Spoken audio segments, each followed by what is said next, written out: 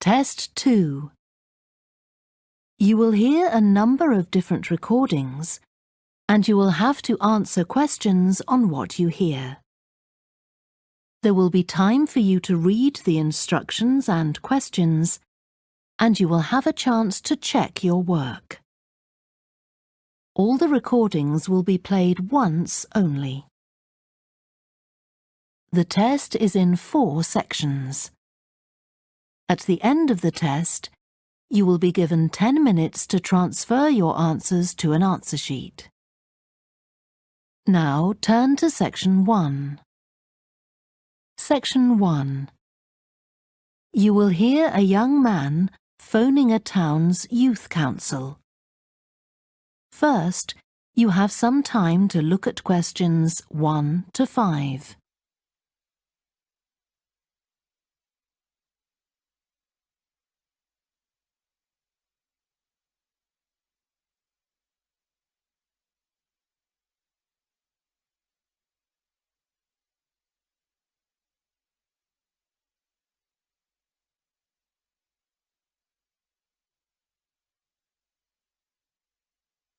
You will see that there is an example that has been done for you. On this occasion only, the conversation relating to this will be played first. Good morning, Youth Council. Caroline speaking. Oh, hello.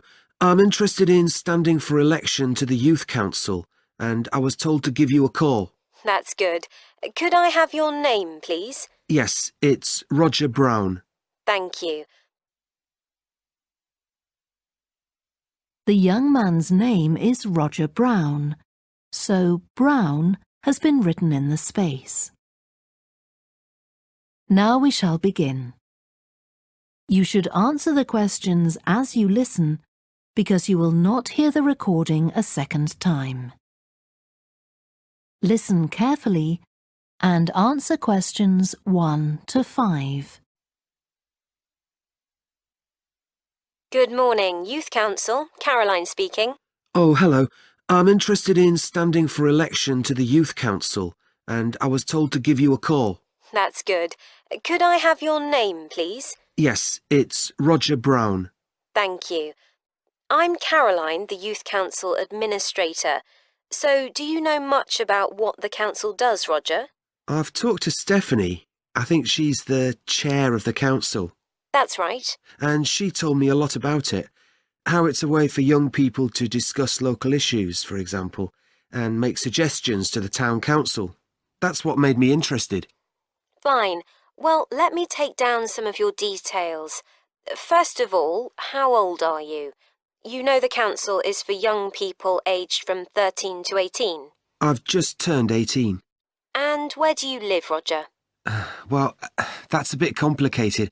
At the moment, I'm looking for a flat to rent here, so I'm in a hostel from Monday to Friday. I go back to my parents' place at the weekend. OK. So where's the best place to send you some information about the council? Oh, to my parents' address, please. That's 17 Buckley Street, Buckleigh Street, Stamford, Lincolnshire.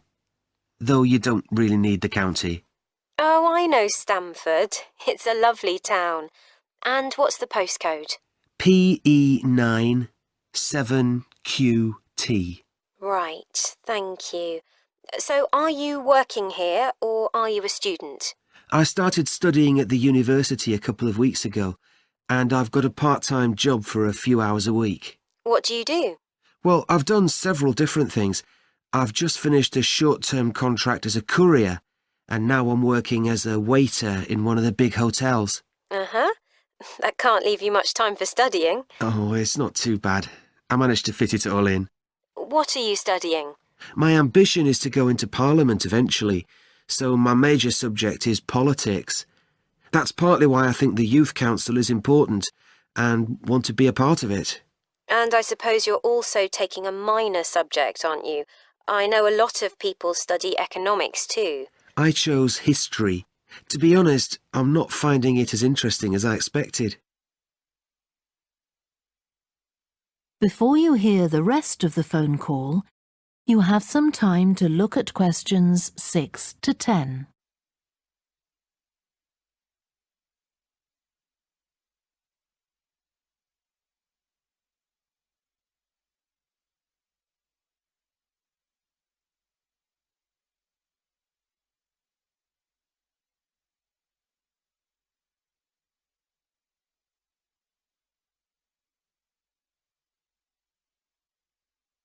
Now listen and answer questions 6 to 10. OK, so with your studying and your part-time job, do you have time for any other interests or hobbies? Well, I spend quite a lot of time cycling, both around town to get to university and to work, and also long distance, from here to London, for instance. That's pretty impressive. Anything else? For relaxation, I'm also keen on the cinema. I used to go at least once a week, but I can't manage to go so often now. Right. Are you sure you'll have enough time for the Youth Council? Yes, I've worked out that I can afford to reduce my hours at work, and that will make the time. So is there any particular aspect of the Youth Council's work that appeals to you, Roger? Well, my sister is blind, so I'm particularly interested in working with disabled young people to try and improve the quality of their lives. That's great. Well, the best way to get involved is to be nominated by some people who you know. Right. Can you tell me how to set about organising that? You should talk to Jeffrey, our elections officer. I can arrange a meeting in the council office with him, if you like. Yes, please. He'll be here next Monday, if that suits you. That's the 14th, isn't it? Yes. I can manage late afternoon. Would you like to suggest a time? He generally leaves around 5:30. Well, would 4:30 be okay? My last class finishes at 4, so I'd have plenty of time to get to your office. Right, that's fine. Oh, and could I have a phone number we can contact you on? Yes, my mobile number's 07788 136711. Thank you. Well, we'll look forward to seeing you next week. Thanks very much. Goodbye. Bye. That is the end of section 1. You now have half a minute to check your answers.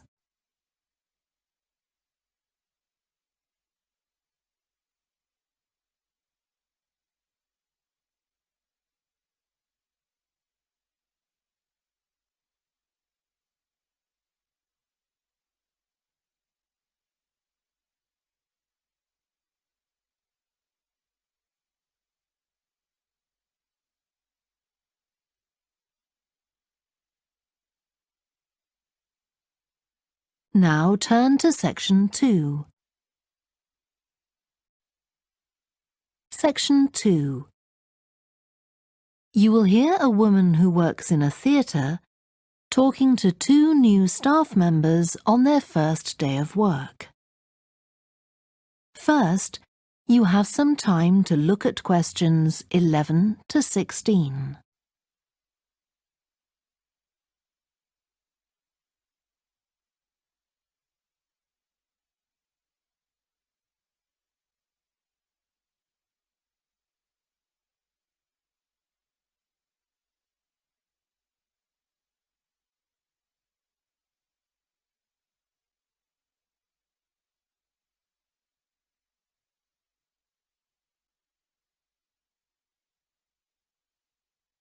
Now listen carefully and answer questions 11 to 16.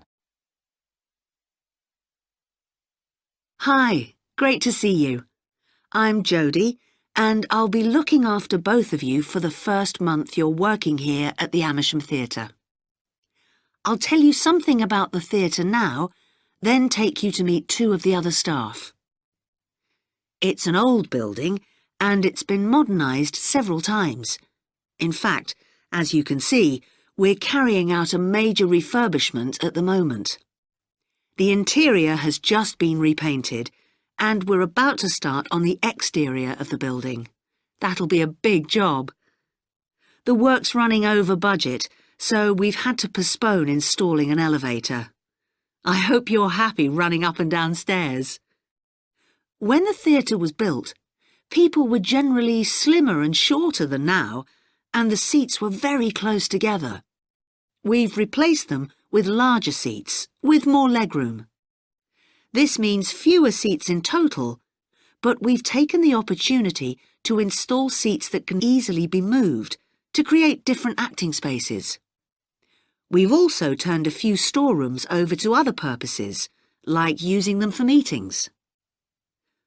We try hard to involve members of the public in the theatre. One way is by organising backstage tours, so people can be shown round the building and learn how a theatre operates. These are proving very popular. What we're finding is that people want to have lunch or a cup of coffee while they're here, so we're looking into the possibility of opening a cafe in due course. We have a bookshop which specialises in books about drama, and that attracts plenty of customers.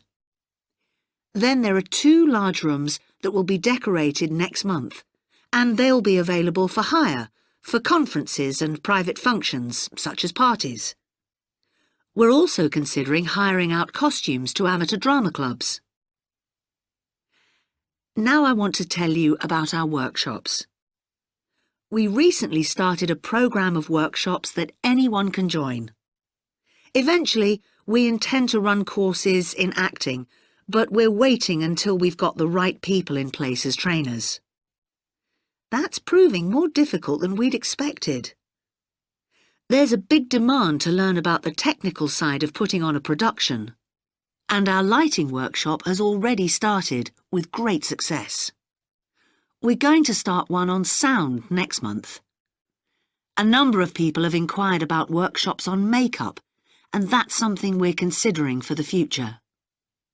A surprise success is the workshop on making puppets. We happen to have someone working here who does it as a hobby, and she offered to run a workshop.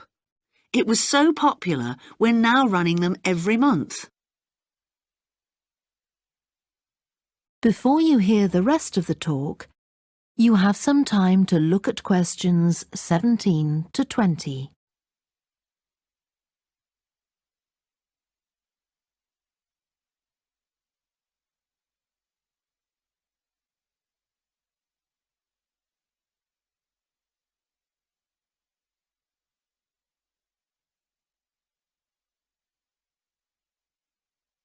Now listen and answer questions 17 to 20.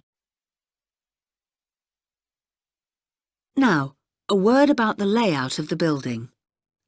The auditorium, stage and dressing rooms for the actors are all below ground level.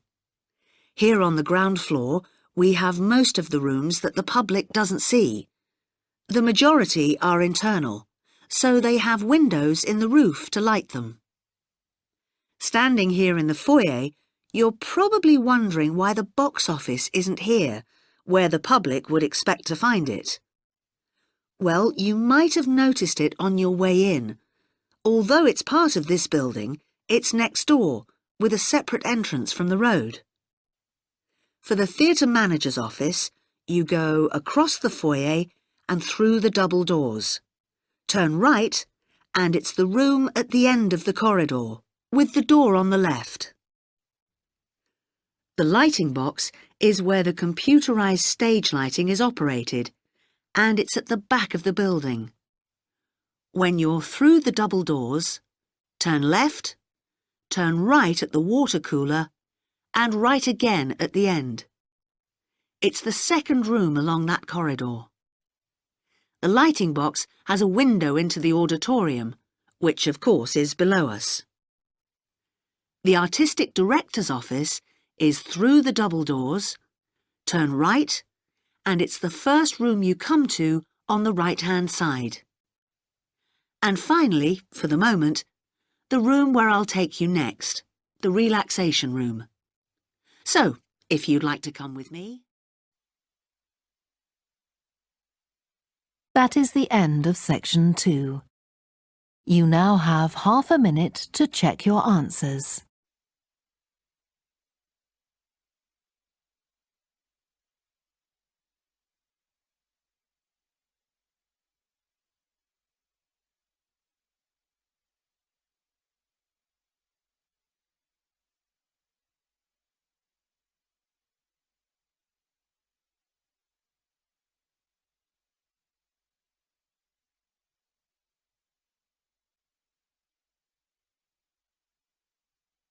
Now turn to section 3. Section 3. You will hear two biology students called Helen and Colin talking about the report they are writing on their recent field trip to a seaside area called Rocky Bay. First, you have some time to look at questions 21 to 26.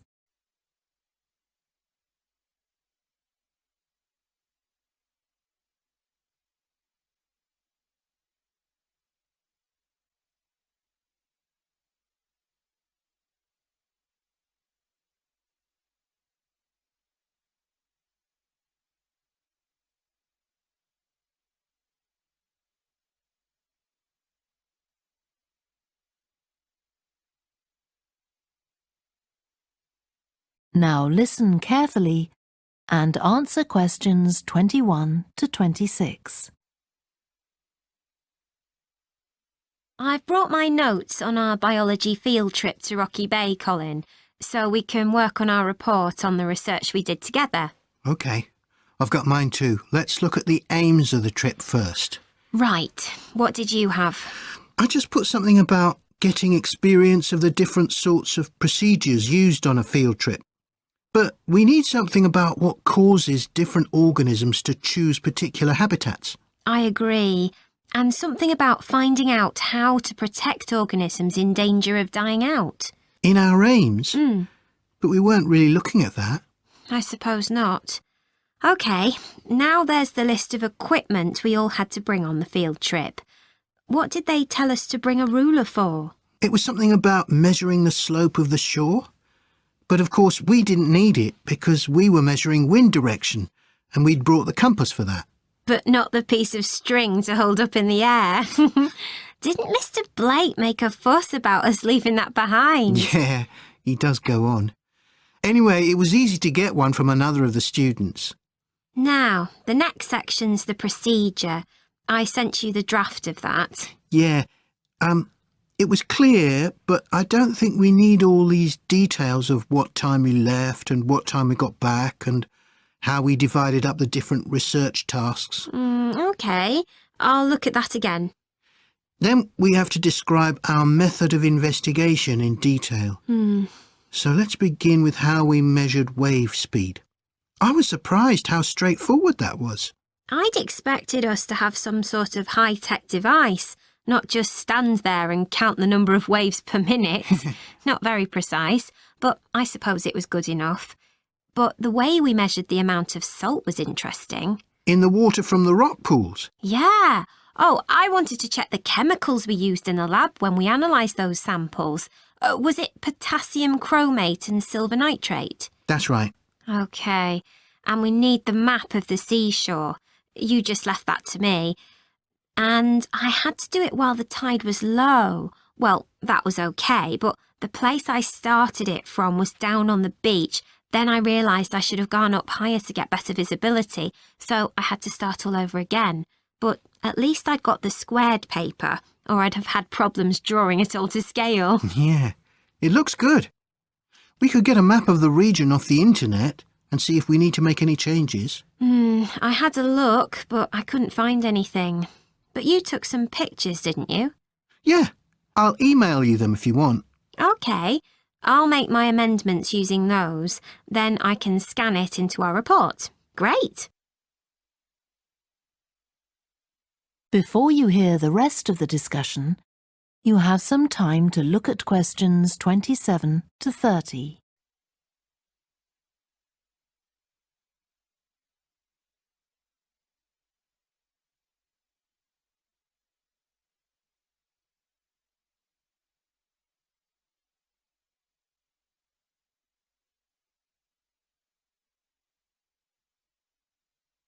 Now listen and answer questions 27 to 30. Now, when we get to our findings, I thought we could divide them up into the different zones we identified on the shore and the problems organisms face in each zone. So for the highest area... The splash zone? Yeah. We found mostly those tiny shellfish that have strong, hard shells that act as protection. But not from other organisms that might eat them. Predators. No, that's not the main danger for them, but the shells prevent them from drying out because they're in the open air for most of the time. Right. And since they're exposed, they need to be able to find some sort of shelter or cover themselves up so they don't get too hot. Then in the middle and lower zones, nearer the sea, we need to discuss the effects of wave action. Yes, and how organisms develop structures to prevent themselves from being swept away or even destroyed by being smashed against the rocks. I haven't done anything on the geological changes. I don't know what to put for that. No, we weren't concentrating on that. Maybe we need to find some websites. Good idea. I've got the lecture notes from Mr. Blake's geology course, but they're too general. But we could ask him which books on our reading list might be most helpful. Right. OK. Now, I did a draft of the section of sources of possible error in our research, but I don't know if you agree. For example, the size of the sample and whether it's big enough to make any general conclusions from. But I thought actually we did have quite a big sample. We did. And our general method of observation seemed quite reliable. But we might not be all that accurate as far as the actual numbers go. Yeah, we might have missed some organisms, if they were hiding under a rock, for example. I wasn't sure about the way we described their habitats. I decided it was probably OK. Yeah, and the descriptions we gave of the smaller organisms, they weren't very detailed, but they were adequate in this context. I'm not sure we identified all the species correctly, though. OK, we'd better mention that. Now, how are we going to... That is the end of section 3. You now have half a minute to check your answers.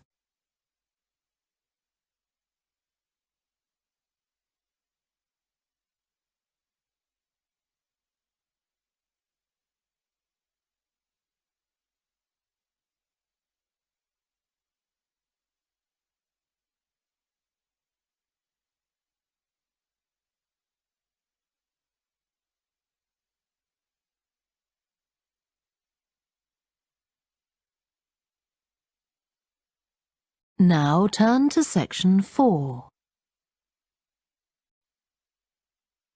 Section 4.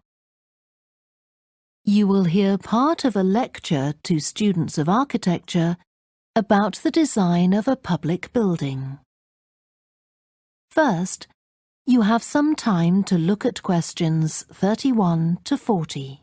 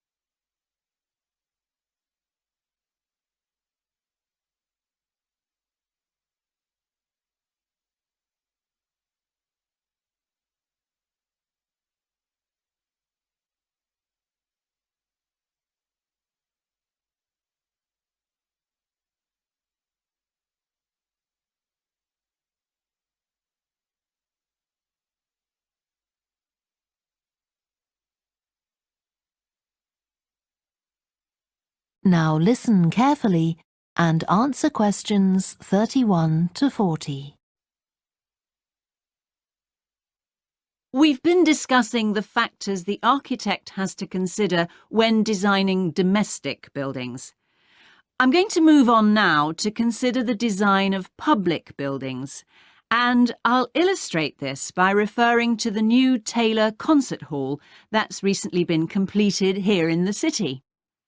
So, as with a domestic building, when designing a public building, an architect needs to consider the function of the building. For example, is it to be used primarily for entertainment, or for education, or for administration?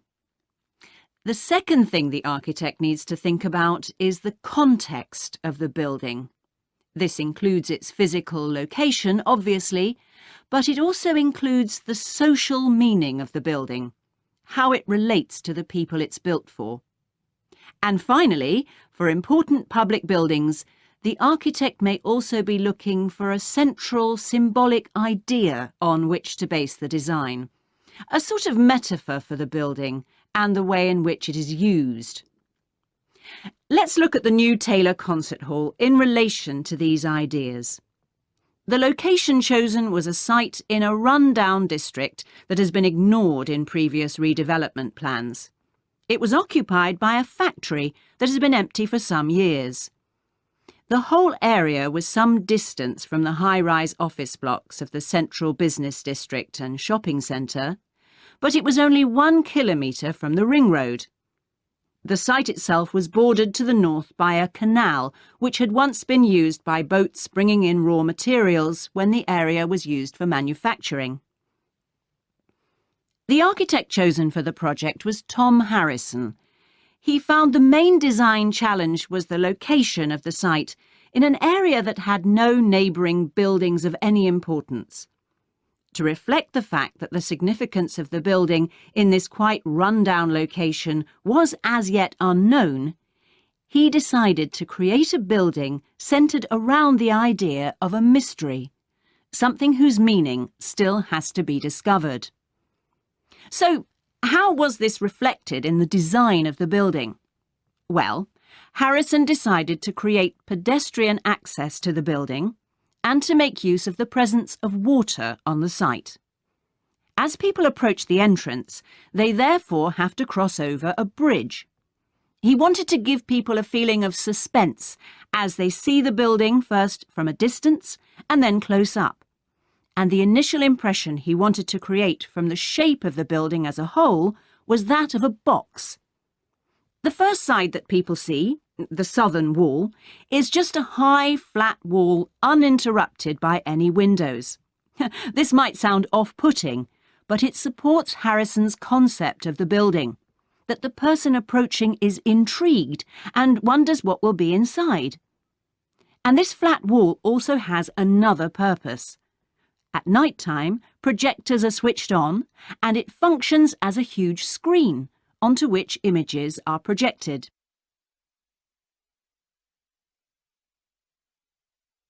The auditorium itself seats 1,500 people. The floors supported by 10 massive pads.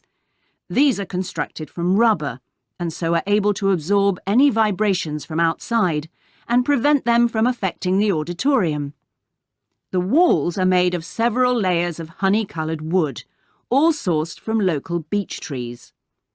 In order to improve the acoustic properties of the auditorium and to amplify the sound, they are not straight, they are curved. The acoustics are also adjustable according to the size of orchestra and the type of music being played. In order to achieve this, there are 9 movable panels in the ceiling above the orchestra, which are all individually motorised. And the walls also have curtains which can be opened or closed to change the acoustics. The reaction of the public to the new building has generally been positive. However, the evaluation of some critics has been less enthusiastic. In spite of Harrison's efforts to use local materials, they criticised the style of the design as being international rather than local, and say it doesn't reflect features of the landscape or society for which it is built. That is the end of section 4. You now have half a minute to check your answers.